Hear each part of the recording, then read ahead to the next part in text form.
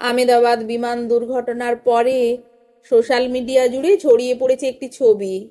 মাঠ জুড়ে ছড়িয়ে ছিটিয়ে আছে শত শত আধপোড়া টাকা, 500-100 টাকার বান্ডিল। জ্বলন্ত ছাই হয়ে মিশে গেছে ঘাসে।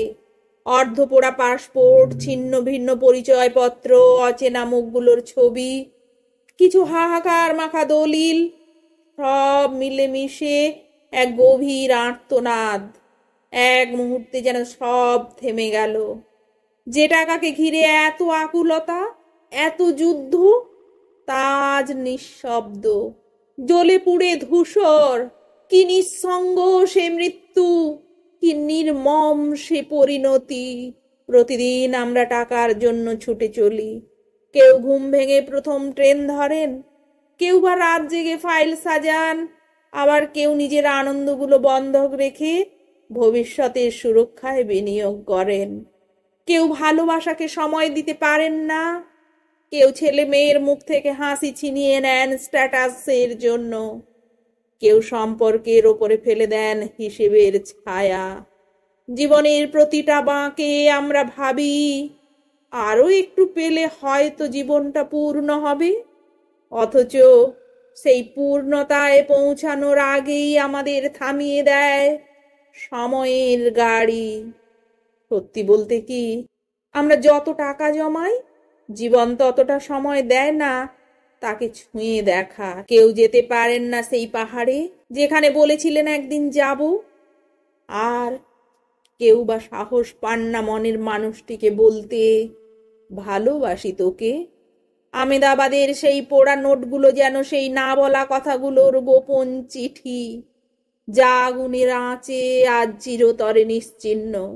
জীবনের আসল সম্পদ কি, টাকা না ভালোবাসা? আচ্ছা, আইসিইউতে শুয়ে থাকা এক মানুষ ভাবেন কি আরো একটা প্রজেক্ট পেলে ভালো হতো? না, ভাবেন শেষবারের মতো যদি মায়ের মুখটা দেখতে পেতাম। টাকা দিয়ে ওষুধ কেনা যায়, জীবন নয়।